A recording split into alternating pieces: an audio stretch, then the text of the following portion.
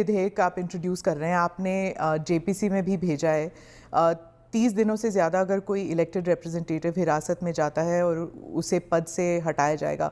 आपने कहा कि क्लॉज ज़रूर गंभीर होने चाहिए, लेकिन इनोसेंट अंटिल प्रूवन गिल्टी, क्या इस सिद्धांत को ये उलट नहीं जाता इससे?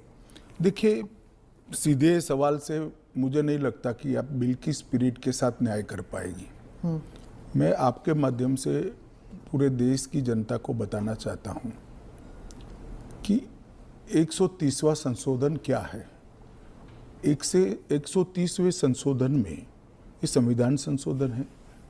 इसमें हमने एक प्रावधान किया है कि प्रधानमंत्री, मुख्यमंत्री, भारत सरकार के मंत्री या राज्य सरकार के मंत्री किसी भी गंभीर आरोप में अगर अरेस्ट होते हैं और 30 दिन तक उनको जमानत नहीं मिलती है तो मुख्यमंत्री या प्रधानमंत्री मंत्री के केस में उनको उनके स्थान से मुक्त करेंगे।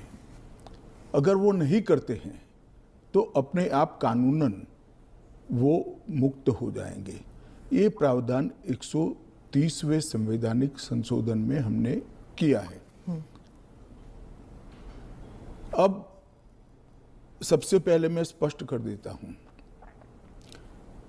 संसद के अंदर चुनी हुई सरकार कोई भी विधेयक लाए या संवैधानिक संशोधन लाए, इसको सदन के सामने रखने में क्या विरोध हो सकता है? जबकि मैंने स्पष्ट कर दिया था कि इसको हम दोनों सदनों की संयुक्त समिति को सौंपेंगे। वहां आप आपके विचार व्यक्त कर सकते हैं।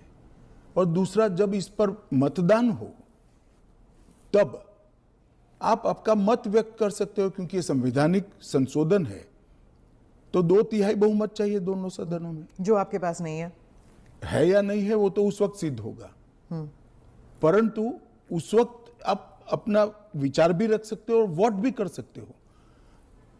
किसी भी सरकार के विधेयक को या संविधान संशोधन को सदन में पेश न होने देना और इस तरह का व्यवहार करना, ये क्या लोकतंत्र में उचित है? क्या देश की पार्लियामेंट के दोनों सदन बहस के लिए है या शोरगुल और हल्ले के लिए है? मुद्दे का विरोध हमने भी देखा है, हमने भी करा है, परंतु बिल को पेश न होने